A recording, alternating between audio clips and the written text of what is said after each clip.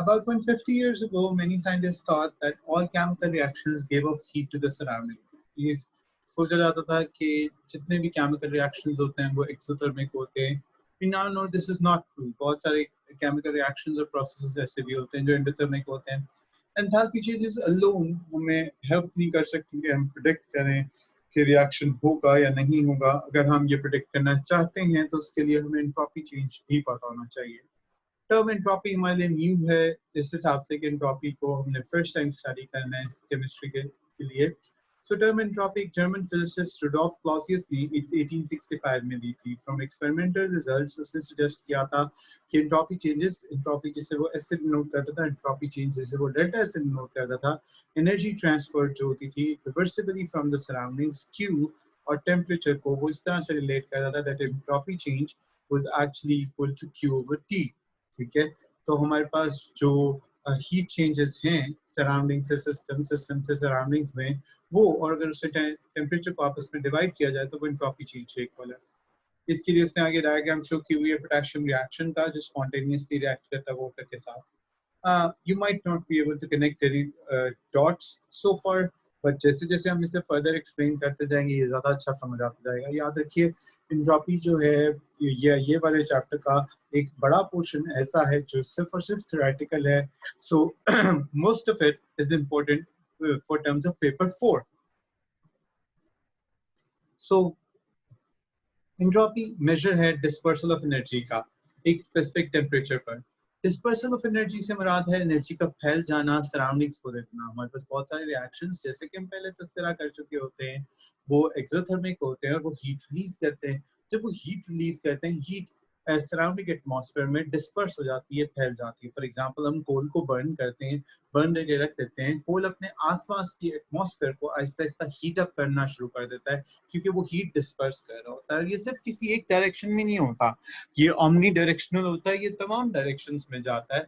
और किसी भी एक स्पेसिफिक टेम्परेचर पर जब ये काम हो रहा होगा तो हम उसे एंट्रोपी कहेंगे. याद रखिएगा एंट्रोपी के लिए basic formula delta S is equal to Q over T हम स्टडी कर चुके हुए हैं. तो ये सारा कुछ किसी एक स्पेसिफिक टेम्परेचर के लिए डिस्कस हो रहा है, जिसका मतलब ये भी है कि एंट्रोपी और टेम्परेचर को हम आपस में कोरिलेट भी करने वाले हैं.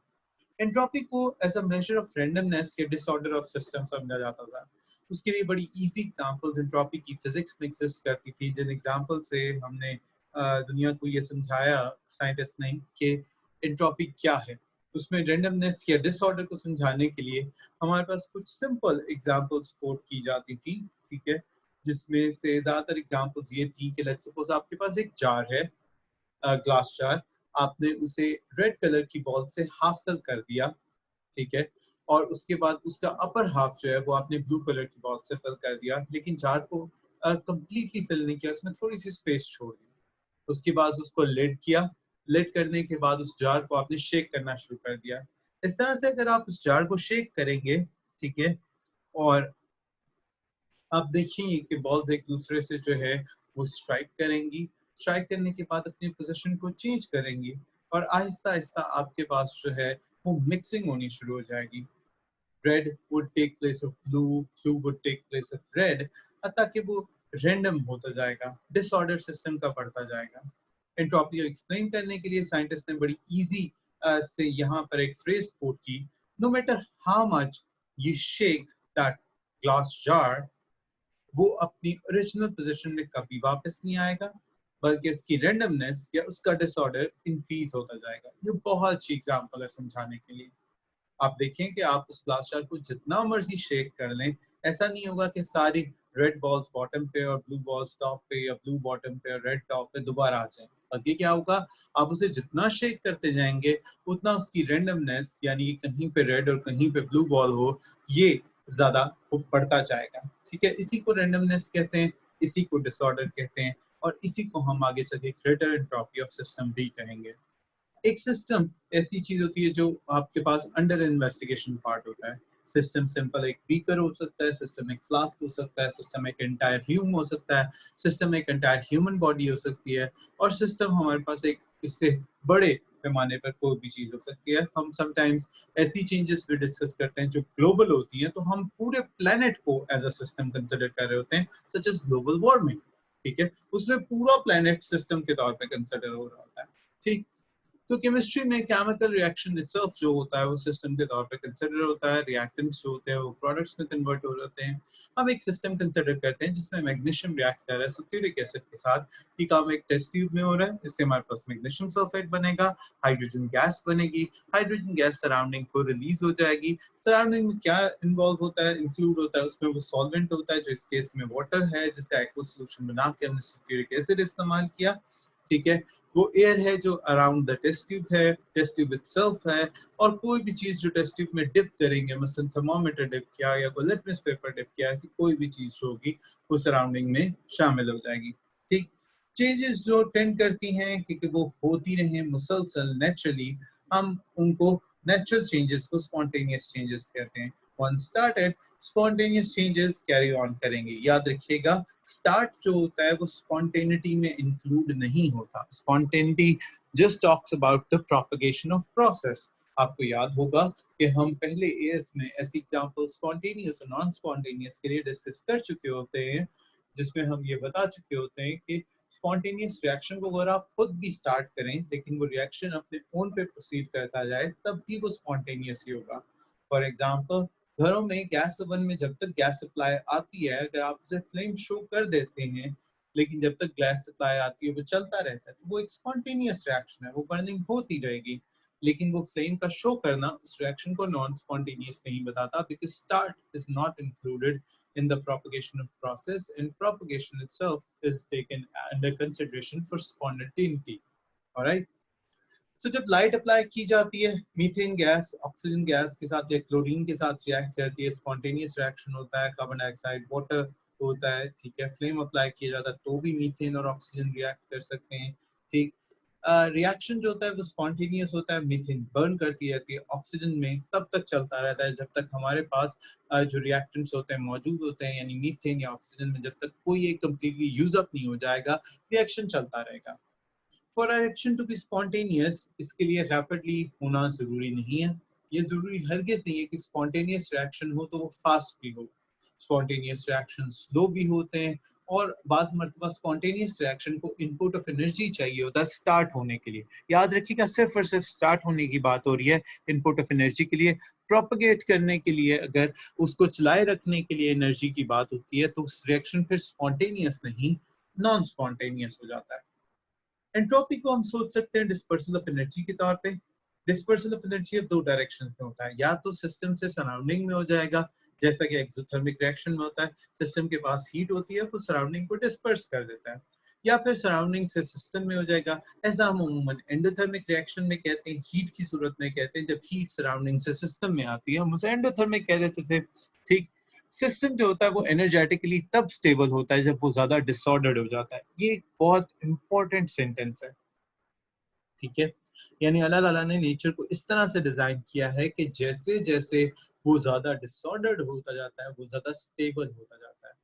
ठीक है, सो एक्चुअली आपके पास एंट्रोपी जो है वो डिसऑर्डर या रैंडमनेस ऑफ सिस्टम है, और इंक्रीज इन एंट्रोपी जो है वो यूजुअली इंक्रीज इन स्टेबिलिटी होता है for a chemical system, and we are not talking about in terms of energy. इसके लिए हम चांस और स्पॉन्टेनियस चेंज को मिलाकर डिस्कस करेंगे। First of all, diffusion.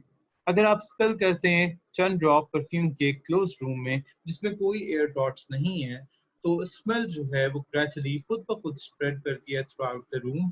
Molecules perfume vapour के अंदर रिस्पॉन्सिबल होते हैं स्मेल के लिए, और वो मूव करते हैं रेंडमली स्ट्रेट लाइंस में, एक दूसरे से कलाइड करते हैं, एयर मॉलिक्यूल्स के साथ भी कलाइड करते हैं, और दूसरे परफ्यूम मॉलिक्यूल्स के साथ भी कलाइड करते हैं, वॉल्स ऑफ रूम के साथ भी कलाइड करते हैं। लेकिन इन सात तमाम रैंडम कोलिजन्स में उनकी डिफ्यूजन इंक्रीज होती रहती है, एक पॉइंट से दूसरे पॉइंट तक रूम में जाती है। कोलिजन के बाद परफ्यूम मॉलिक्यूल्स अपनी डायरेक्शन चेंज करते हैं। ये प्रोसेस रैंडम मूवमेंट का, रैंडम कोलिजन्स का, मॉलिक्यूल्स का डिफ्यूजन कहलाता है। यही वो रीजन है कि मॉलिक्यूल्स वेपर के डिफ्यूज करते हैं, और इसी से हम लॉज ऑफ चांस और प्रोबेबिलिटी बनाते हैं। ठीक है, मसला आप देखिए, आपके पास हीलियम एटम है, एक तरफ ऑर्गन एटम है, और सेंटर में जो मिक्सिंग टैप है हमने वो क्लोज किया हुआ है। बट एज सून एज हम उसे ओपन करेंगे तो हम जानते हैं कि रैंडम कोलिजन से कुछ हीलियम एटम्स अपने चैम्बर से मूव कर जाएंगे ऑर्गन वाले चैम्बर में, और ऐसा ही ऑर्गन वाले चैम्बर में भी होगा, वहां पर भी कुछ रैंडम कोलिजन्स के बाद ऑर्गन मॉलिक्यूल्स, ठीक है, या सॉरी ऑर्गन एटम्स मूव करेंगे अपने चैम्बर से हीलियम चैम्बर में। तो कुछ टाइम आता है टैप ओपन करने के बाद कि आपके पास दोनों चैम्बर्स में इक्वल अमाउंट हो जाती है हीलियम एटम्स और आर्गन एटम्स की। सो हम एक मॉडल बना सकते हैं और हम शो कर सकते हैं कि क्या होता है एक स्पॉन्टेनियस प्रोसेस में और क्यों उसकी एंट्रोपी सिस्टम की इंक्रीज होती है।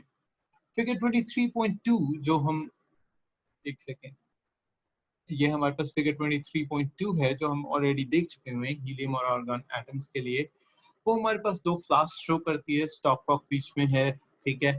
हमारे पास एक फ्लास्क में हीलियम, दूसरे में आर्गन है। ये गैसेस रिएक्ट नहीं करती, हमने सिर्फ और सिर्फ डिफ्यूजन शो करनी थी। जब वो स्टॉप कॉक ओपन हो जाता है, गैसेस स्पॉन्टेनियसली डिफ्यूज करती हैं, मिक्स करती हैं, और सिस्टम का डिसऑर्डर इंक्रीज हो जाता है। सिस्टम का डिसऑर्डर क्या है, ध्यान से समझ लें। पहले बहुत ऑर्डर्ड था, एक तरफ सिर्फ ग्रीन कलर था, एक तरफ सिर्फ पर्पल कलर रिप्रेजेंटेशन था। अगर आप इसे इसी तरह से स्टॉप ओपन होने के बाद रिप्रेजेंट करेंगे तो आप देखेंगे कि दोनों तरफ ग्रीन और पर्पल की एक इक्वल सी मिक्सिंग हो जाएगी, ठीक। That is due to diffusion and that is actually considered as increase in entropy. Entropy का इंक्रीज उन्होंने एक एग्जांपल से समझाया है, वो एंट्रोपी का इंक्रीज या डिक्रीज आपको और एग्जांपल से भी समझाएंगे। और सिर्फ एग्जांपल्स नहीं, अब हम इसे थोड़ा सा मैथमेटिकली भी डिस्कस करेंगे। डिफ्यूजन में हमारे पास नंबर ऑफ वेज होते हैं जिसमें हम इस चीज को शो कर सकते हैं कि कैसे sometimes diffusion increase in entropy का बायस बनती है। हम शो कर सकते हैं मॉलिक्यूल्स वेपर के अंदर डिफ्यूज करते हैं बाय चांस, और हम सोच सकते हैं प्रोबेबिलिटी या उनको ढूंढने का one place at a time, ठीक है। ये बात समझने के लिए इस एग्जांपल को कंसीडर करना बहुत जरूरी है। आपके पास दो गैस जार्स हैं और उनके दरमियान एक पार्टीशन है, gas jar A, gas jar B. Gas jar A में हम कंसीडर करते हैं कि हमारे पास थ्री डिफरेंट मॉलिक्यूल्स हैं, molecule number 1, molecule number 2, molecule number 3। Gas jar B so far empty है और हमारे पास उसमें कोई 1 2 3 में से मॉलिक्यूल्स एग्जिस्ट नहीं करता। तो three molecules gas jar A में हैं, वो मूव नहीं कर सकते इनटू गैस जार बी क्योंकि अभी तक हमारे पास जो पार्टीशन है वो क्लोज्ड है। इस मॉडल में हम अज्यूम कर रहे हैं कि हमारे पास बहुत थोड़े से फ्यू मॉलिक्यूल्स हैं गैस जार ए में, हम कोई और पार्टिकल प्रेजेंट नहीं है गैस जार ए में 1 2 3 के अलावा, ये भी अज्यूम कर रहे हैं। और हम ये भी अज्यूम करेंगे कि मॉलिक्यूल्स हमेशा रैंडमली मूव करते हैं और आपस में कोलाइड करने की वजह से अपनी डायरेक्शंस को चेंज करते रहते हैं। हम ये तीनों बातें किनेटिक मॉलिक्यूलर थ्योरी से लेकर अज्यूम करते हैं, जिसमें से पहली या दूसरी बात सिर्फ हम इसलिए अज्यूम कर रहे हैं ताकि हम अपनी ईज के साथ जो इंक्रीज इन एंट्रोपी या डिक्रीज इन एंट्रोपी है उसको शो कर सकें। अगर हम पार्टीशन रिमूव करेंगे तो क्या होगा? पार्टीशन रिमूव करने के बाद हमारे पास बहुत सारी प्रोबेबिलिटीज बनती हैं। मैथ स्टूडेंट्स प्रोबेबिलिटीज को ज्यादा अच्छा समझ पाएंगे, उनको हम यहाँ डायग्राम्स में डिस्कस कर लेते हैं। अब जैसे ही पार्टीशन रिमूव करते हैं, मॉलिक्यूल रेंडमली मूव करते हैं, तो गैस जार ए में नहीं बल्कि वो मूव करते करते गैस जार बी तक भी जाएंगे, ठीक।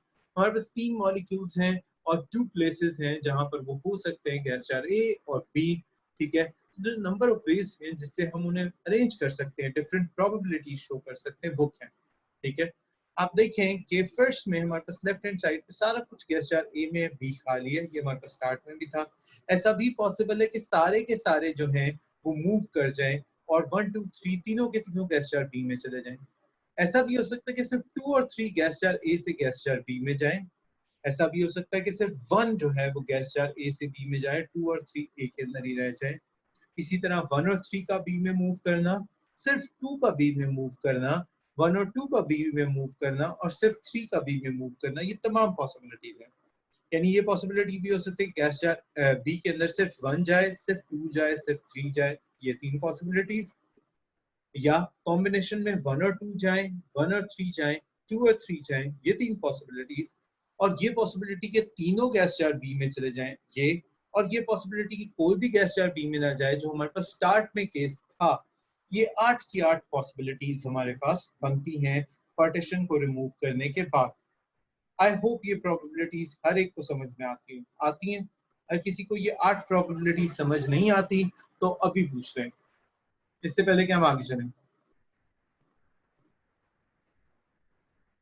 ओके, इसका मतलब है आप सबको प्रॉपर्टीज क्लियर होती हैं। आगे चलते हैं। अगर 8 डिफरेंट वेज हैं इन अरेंज करने के 3 मॉलिक्यूल्स को in between 2 jars A and B, तो हम एक्सपेक्ट कर सकते हैं number of molecules in the terms of 2 raise to power 3। ये एक्चुअली प्रोबेबिलिटी का एक मेजर मैथमेटिकल फार्मूला है जो यहाँ पर अप्लाई किया गया है, ठीक है। और हमारे पास इससे 8 पॉसिबिलिटीज बनती हैं। तो 2 गैस जार्स हों और 3 मॉलिक्यूल्स हों तो 2 रेज़ टू पावर 3 करें तो 8 पॉसिबिलिटीज बनती हैं अकॉर्डिंग टू प्रोबेबिलिटी फार्मूला। और हमने भी 8 ही पॉसिबिलिटीज फिगर 23.3 में ड्रॉ की हुई है, ठीक। तो एक्चुअली ये प्रूव करने के लिए कि जो पॉसिबिलिटीज हमने ड्रॉ की थी और जो प्रोबेबिलिटी की मैथमेटिकल फार्मूला का आंसर आता है वो एक जैसा है, यानी हम ठीक चल रहे हैं सो फार। आगे चलते हैं। हर इसमें से तरीके में से हर तरीका इक्वली लाइकली है या प्रोबेबल है। हो सकता है इन 8 मेथड्स में से 1 हो जाए, 2 हो जाए, 3 हो जाए। जितना चांस 1 का है उतना ही 2 का है, उतना ही 3 का है, उतना भी 6 का है, उतना ही 7 का, उतना 8 का। हर एक का चांस बराबर है। सो ये चांस के मॉलिक्यूल स्टे करेंगे गैस जार ए के अंदर, तीनों के तीनों, ये 1 आउट ऑफ 8 आता है। सिमिलरली ये चांस के तीनों मॉलिक्यूल बी में मूव कर जाएंगे, ये भी 1/8 आता है, ठीक है। तो मॉलिक्यूल्स डिफ्यूज कर जाएंगे और फिर अगर डिफ्यूज करते हैं तो वो किस किस जार में किस किस तरतीब से होते हैं उसके तरीके हमारे पास काफी हैं। यानी सारे मॉलिक्यूल ए में हों, ये सिर्फ एक पॉसिबिलिटी बनती है 1। सारे मॉलिक्यूल्स बी में हो, ये भी सिर्फ एक पॉसिबिलिटी 1। जबकि मॉलिक्यूल्स को डिफरेंटली अरेंज करने के लिए हमारे पास 6 डिफरेंट पॉसिबिलिटीज बन जाती हैं, ठीक है। ये हमें नजर आ जाता है, सही। तो हमारे पास अगर हम स्टार्ट करेंगे 5 मॉलिक्यूल से ग्लास जार ए में, तो नंबर ऑफ डिफरेंट वेज जिससे हम उन्हें अरेंज कर सकते हैं वो 2 रेज़ टू पावर 5 यानी कि 32 होगा। यानी कि 3 मॉलिक्यूल थे तो 8 डिफरेंट प्रोबेबिलिटीज बनती हैं। 5 मॉलिक्यूल्स होंगे तो 32 डिफरेंट पॉसिबिलिटीज बनेंगी। अगर हम इसे स्केल अप करें नंबर ऑफ गैस मॉलिक्यूल्स से, तो हम कंटेनर में फाइंड आउट करेंगे लेबोरेटरी में बहुत ज्यादा डिफरेंट नंबर, और वो नंबर एक्सट्रीमली लार्ज होगा, वो नंबर ऑफ वेज जिससे हम इसे अरेंज कर सकते हैं। मसलन 1 मिलियन मॉलिक्यूल्स के लिए अगर हम 2 रेज़ टू पावर 1 मिलियन करेंगे, 6 जीरोस ऐड करेंगे इसमें, तो इसका नंबर इतना लार्ज आएगा कि शायद आपका कैलकुलेटर भी इसका आंसर ना दे सके। और ऐसा ही होता है जब लैब में हम काम कर रहे हैं तो हम 1 या 2 या 3 पार्टिकल के साथ नहीं काम करते, हम मिलियंस और बिलियंस या इवन उससे भी ज्यादा पार्टिकल से काम करते हैं, इसलिए तो मिलियन काउंट किए हुए हैं। अगर आपने किसी चीज के सिंपली 1 मोल लिए तो वो 6 इन 0.02 × 10⁻23 होता है, 10⁻6 नहीं। तो उसकी जो पॉसिबिलिटीज बन रही होती है एक्चुअली उसका आंसर इतना बड़ा होता है कि इतना बड़ा आंसर हमारा सिंपल कैलकुलेटर भी नहीं बता सकता, ठीक। तो ये ओवरवेलमिंग लाइक्लीहुड है जो हो रहा होता है इस वक्त, सिर्फ large number of ways of arranging of molecules की वजह से कि इतने तरीकों से हम मॉलिक्यूल्स को अरेंज कर सकते हैं जितने तरीकों का हमारे पास नंबर ही नहीं है या हमारा कैलकुलेटर उसका आंसर ही नहीं देता।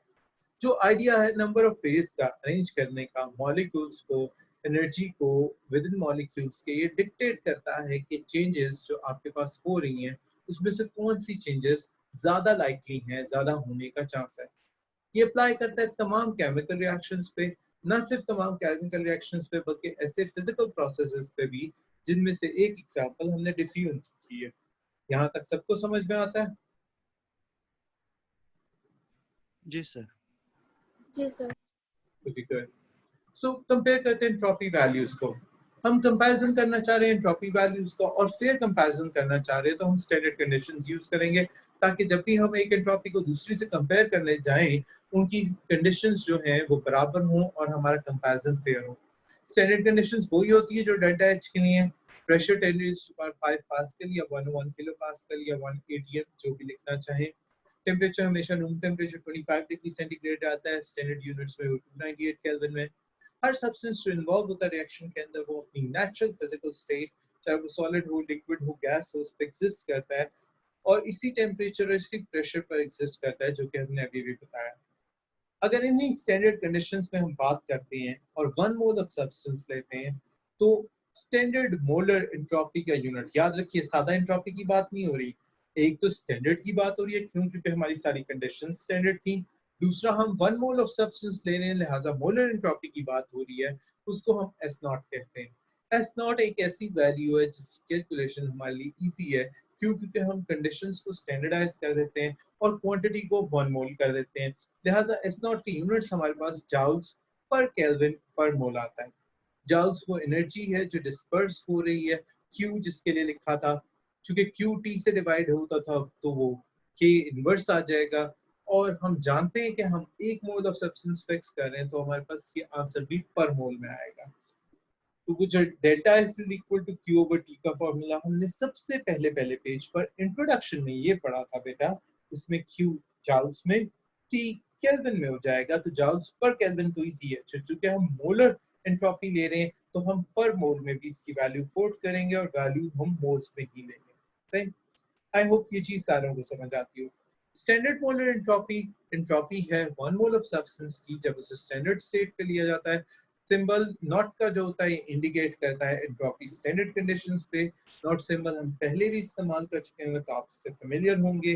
टेबल 23.1 में हम कुछ मोलर एंट्रोपी शो करते हैं कुछ डिफरेंट सब्सटेंसेस की, जिसमें हम सॉलिड भी रखते हैं, लिक्विड भी रखते हैं और गैसेस भी रखते हैं, और फिर वो शो की जाती हैं।